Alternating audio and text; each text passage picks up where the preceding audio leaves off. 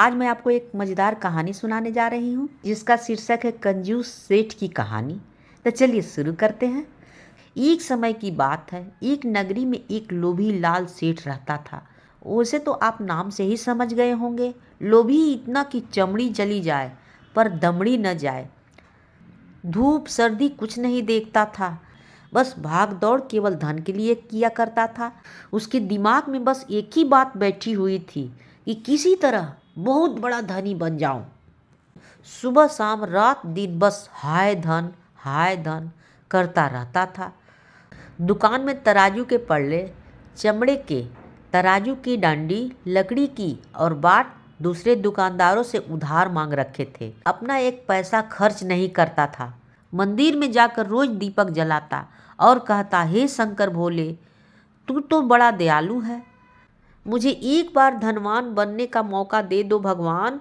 ऐसे ही करते करते काफ़ी दिन बीत गए तो एक दिन पार्वती माता शंकर जी से बोलती हैं, हे नाथ, इस लोभी को लाल सेठ को देखो, रात दिन हाय धन करता रहता है। प्रभु, मेरे कहने से आप इसको एक बार धनवान बनने का मौका दे दीजिए और बना दीजिए, आपकी बड़ी कृपा होगी। शंकर जी बोले, पार्वती तू बड़ी भोली है, इस लोभी लाल को अगर मैंने धनवान बना दिया तो यह दीपक जलाना भी छोड़ देगा। लेकिन पार्वती माता के बार बार जिद करने पर शंकर जी ने कहा, तो ठीक है, मैं इसको एक मौका देता हूँ, आगे इसकी किस्मत। भोले शंकर एक महात्मा के भेष बनाकर लोभी लाल के पास आ जाते हैं और कहते हैं, हे सेठ जी, मैं एक महात्मा हूँ, बहुत दूर से पैदल चलकर आ रहा हूँ, मैं तीर्थ व्रत करने जा रहा हूँ, मेरे पास पारस पत्थर है, अगर इससे लोहे को छू दोगे तो वह सोना बन जाएगा, इसको आप रख लो। 6 महीने बाद मैं तीर्थ यात्रा से वापस लौटूं तो इस पत्थर को मुझे लौटा देना। सेठ जी अत्यधिक प्रसन्न होकर बोले, ठीक है, मैं 6 महीने में आपको लौटा दूंगा। महात्मा बोले, नहीं सेठ जी, पहले मेरी एक शर्त मंजूर करो।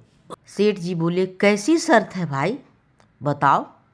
महात्मा जी बोले, पहली शर्त, आप अपने बड़े खाते में आज की तारीख लिखो और आने वाले 6 महीने की तारीख लिखो।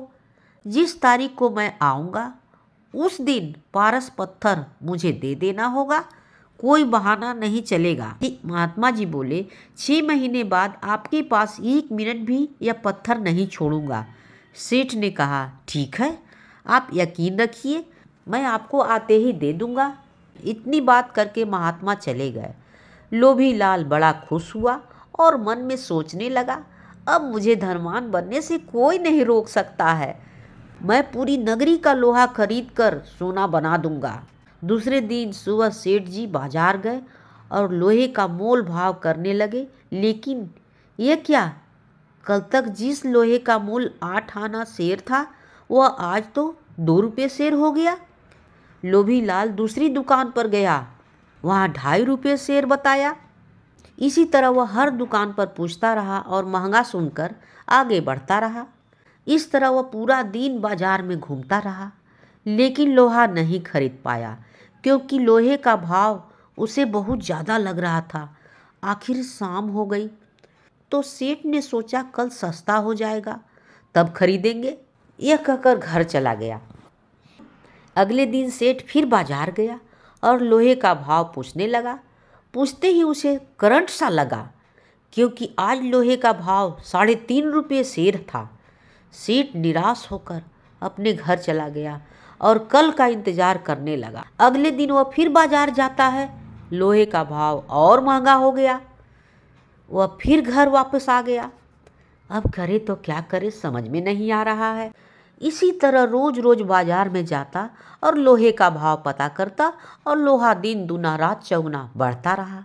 इसी प्रकार से 6 महीने बीत गए और वह महात्मा तीर्थ यात्रा से आ गया और अपना पारस पत्थर ले लिया।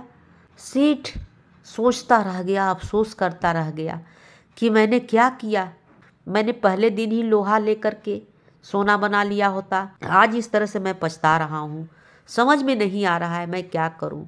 और सेठ पछताता रह गया। कहानी से सीख, ज़्यादा लोभ नहीं करनी चाहिए। लोभ करने वाले को गति इसी तरह होती है। कहानी होती है समाप्त।